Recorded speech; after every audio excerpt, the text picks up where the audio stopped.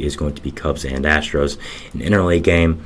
But as I've said before, whatever team wins, if there's an interleague game, that's the league I choose to put the segment in. Or sometimes if there's a disproportional amount of games in each league, like there's 12 games in the American League and 3 in the National League, of course, then I'll put some in the others just to even it out a little bit. But for this game, we had with scoring opening up in the top of the first with a Yordan Alvarez sacrifice fly to make it 1-0 Houston. But then in the bottom of the sixth, Miguel Amaya would fly into a force out, but Dansby Swanson would score to make it 1-1. And then Pete Crow Armstrong's first home run of the year would make it 3-1 Chicago. His first home run in his MLB career as well. So a really clutch moment by the rookie to get the Cubs to the lead in the bottom of the sixth and end up winning this game for them. That would be the deciding factor, that home run. So really impressive job by him. I mean, we always talk about his defense and his base running and just his baseball IQ, but hey, he can hit the ball hard as well.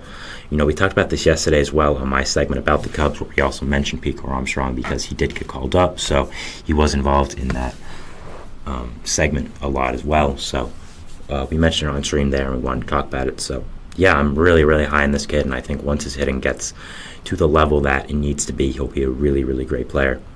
The Astros, they had on the mound Justin Verlander, 4 1/3 innings pitched, giving up 3 hits, no earned runs, 4 walks, 7 strikeouts. Again, I'd like him to go deeper into a game, but the Astros still, he's probably still on a little bit of an innings limit or some pitches limit, coming back from that injury and being an older pitcher as well, just simply put. So I'm not going to go too crazy over it, but again, in the future, I think Verlander and all pitchers that I've talked about just need to go deeper into games. It's something that needs to happen.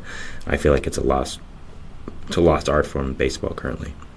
For the Cubs, they had on the mound Javier Assad, who was spectacular. 5 2/3 innings pitched, 4 hits, an earned run, a walk, and 5 strikeouts, a 2 ERA on the year to make it I don't know what I was trying to say there, to win the game for the Cubs. I mean, a great start for him. Just has been a really, really great pitcher for them. Broke out. He's 27 innings pitched, 5 games started, 2 ERA, a whip of simply 1, so he's been really, really great. The youngster Hayden Wesneski was also great out of the Cubs bullpen, going 2 1/3 innings pitched, no runs. So overall, the Cubs young pitchers were really, really impressive last game, and yeah, just a good job. So nice win there for the Cubs. And the Astros, I do not know what's going on there, but it's not good. I mean, just Jesus. The record now is 7-19, just not what you want to see, not good at all.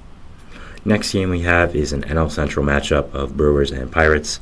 Top of the first, William Contreras would hit a solo home run to make it 1-0 Pirates. Then in the bottom of the first, the other catcher would tie up the game for the Pirates, hitting a 3-run home run to make it 3-1. Not tie it up, but give them the lead. Joey Bart has been outstanding since coming to Pittsburgh. I don't know what's gone into him. Maybe it's the chip on his shoulder from being traded after being drafted second overall a few years back. But man, he has been impressive since Pittsburgh, and they could be looking at a long-term piece there. We'll have to see. The top of the third, Jake Bauers would hit a RBI single to make it 3-2, getting Milwaukee back in this game. And Rhys Hoskins would hit an RBI single to make it 3-3, so they would tie it up. Then in the top of the fifth, Hoskins would come in clutch again, hitting an RBI double to make it 4-3 Milwaukee. Bottom of the fifth, Jack Sawinski would hit a RBI double to tie up the game at 4, so good job by the Pirates batters to come in clutch there and come in handy and tie up the game. Jared Triola would then hit an RBI single to make it 5-4 Pittsburgh, giving them the lead, scoring Jack Sawinski. Top of the eighth, Gary Sanchez would hit a pinch hit 2-run home run to give Milwaukee the lead, 6-5. Really great job by him. Top of the ninth, Oliver Dunn would get some insurance from Milwaukee, making it a 2-run game making it 7-5 with an RBI single, and Milwaukee would end up winning the game from there, 7-5. They had on the mound Freddie Peralta, 4 2/3 innings pitched, 5 hits, 5 earned runs, 5 walks, 5 strikeouts. Not the start you want to see whatsoever, but Peralta's been really, really good so far this season. Top of a lot of Cy Young leaderboards, so I think Brewers fans will deal with one mediocre start if he continues pitching like he does this season, which I don't think there should be any signs of stopping, so we'll see about that. The Pirates had on the mound Mitch Keller. He went 5 innings pitched, giving up 6 hits, 4 earned runs, 2 walks, 7 strikeouts, a 5.14 ERA on the year. An start for him, nothing spectacular, but not horrible, so we'll have to see where he goes from there. Next game we have is going to be, again, Phillies and Reds. I've talked about these two teams matching up so much in the first weeks of the show, so let's continue talking about it. Top of the third, Bryson Stott would open up scoring for the Phillies, hitting an RBI triple to make it 1-0. Then a Kyle Schwarber sacrifice fly would make it 2-0. A Bryce Harper 2-run home run would make it 4-0 Philly, and a Bryson Stott single again would make it 5-0 Philly, and they would end up winning this game 5-0. So leaving this red scoreless would be a really nice job. They had on the mound Zach Wheeler, who was outstanding, of course. 6 innings pitched, 1 hit, no earned runs, 4 walks, 8 strikeouts. That's exactly what we all know. I think 4 walks a little high, but no one runs over 6 innings to a really good Reds offense, I'd say, is something they can live with. After that, Orion Keckering and Jeff Hoffman were great out of the bullpen as well. This Phillies pitching core is just outstanding, and they have a lot of great pieces, not only in the rotation, but in the bullpen as well. So good job for them. For the Reds, they had Nick Martinez, who went 6 innings pitched, giving up 11 hits, 5 earned runs, no walks, 3 strikeouts, a 5.48 ERA on the season. Not what you want at all. Not a great start. Has been not great since coming to Cincinnati and becoming a starter again. So I think they're gonna have to make a decision on that soon, and end up seeing what does happen there. But it's definitely not been great so far since coming to Cincinnati. Next game we have here for the National League is going to be Padres and Rockies. For this game, the scoring would open up in the bottom of the first with a Elias Diaz sacrifice fly to score Brenton Doyle to make it 1-0 Rockies. Then in the top of the second, Jose Azocar would ground out to score Luis Campusano to make it 1-1 San Diego. Top of the third, Jurickson Profar would hit an RBI single to make it 2-1, and a Ha-Sung Kim 2-run homer to make it 4-1 San Diego. The Rockies would come back, though, as in the bottom of the third, an Elias Diaz RBI ground ball would make it 4-2, and an Eleuterio Montero 2-run home run, his first of the season, would tie up the game at 4, and tie up the game for the Rockies, of course. A really nice job there. Top of the fourth, Xander Bogaerts would hit an RBI double to make it 5-4, scoring Yugi Rosario, and a Jake Cronenworth sacrifice fly would make it 6-4 San Diego. Top 7, Jurickson Profar would hit a 2-run home run, his third of the year, to make it 8-4 San Diego. He has been very impressive since coming back to San Diego. Was a guy that lingered on the market for a long time, was just not highly sought after, but has done really, really well so far. So, hey, good for him. Top of the eighth, Yugi Rosario would hit an RBI single to score Tyler Wade to make it 9-4 San Diego, but it would not be all, as in the bottom of the eighth, a 3-run home run by Hunter Goodman on the Rockies, his second career MLB home run and his first of the year, would make it 9-7, and just like that, the Rockies were back in the game, and they would not stop. All on the bottom of the eighth, Brendan Doyle would then hit an RBI single to score Jacob Stallings to make it 9-8, and a pass ball by Luis Campusano would score Ezekiel Tovar to tie up the game at 9. And what a job by the Rockies. And the big blow would come with an Elias Diaz RBI double to score Brenton Doyle to make it 10-9 Rockies and win this game. What a game by the Rockies, and what a comeback. For the Padres, it's not what you want to see. I mean, you guys are a good team, a competitor, and you're losing like this to the Colorado Rockies. Not what you want whatsoever. Not good. For the Rockies, they had on the mound Dakota Hudson, who was not good. 3 1/3 innings pitched, 6 hits, 6 earned runs, 4 walks, 4 strikeouts, a 7 ERA on the season, basically. Not good. I don't know what else to say there. He's part of the Rockies pitching core, so of course he's not going to be good, but not what you want to see. For the Padres, they had on the mound Randy Vasquez. He went 2 2/3 innings pitched, giving up 6 hits, 4 earned runs, 2 walks, 2 strikeouts, a home run, and a 5.87 ERA on the season.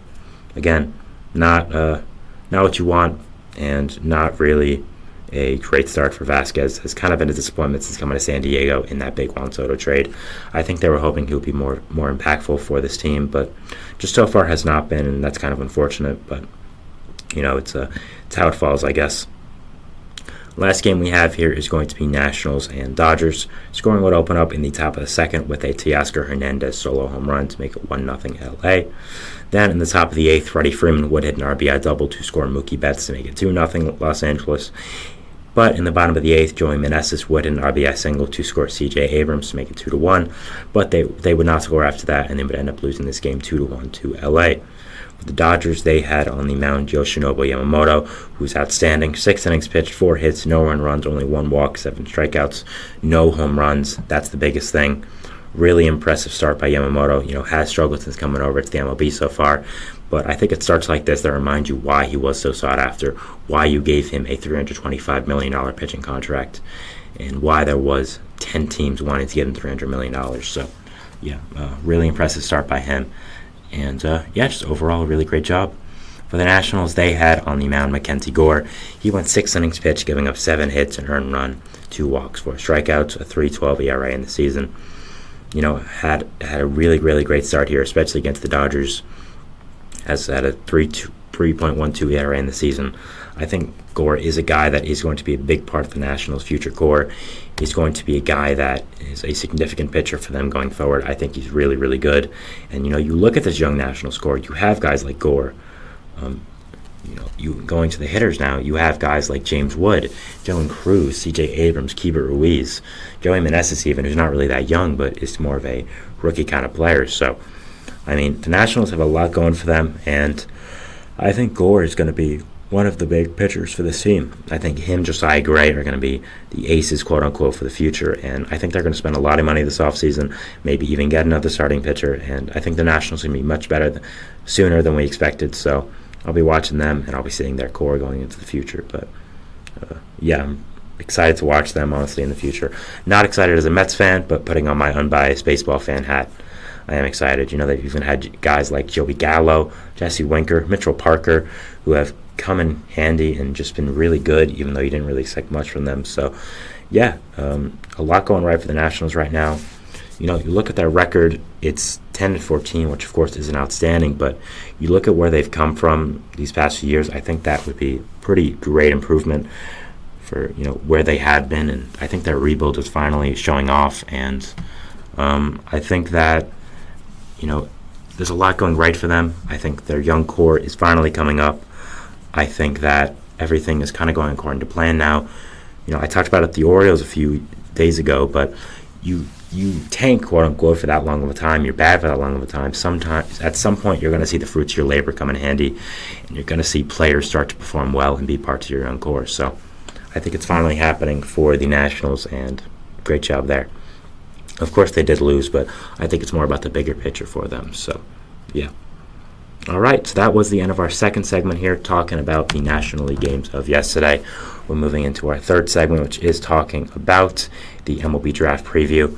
An MLB draft preview, I should say. Yes, the draft is in July, but at the same time, the NFL draft was yesterday. It is day 2 is today as well. I love the draft personally for the NFL and NBA. I'm just MLB, of course, as well. So I'm just a big fan of the draft, and I think this is an appropriate time to finally mention some of these players with the draft happening in the NFL yesterday and today, of course. So that was fitting, and we'll talk about it after the break. So thank you so much, and bye. See you then.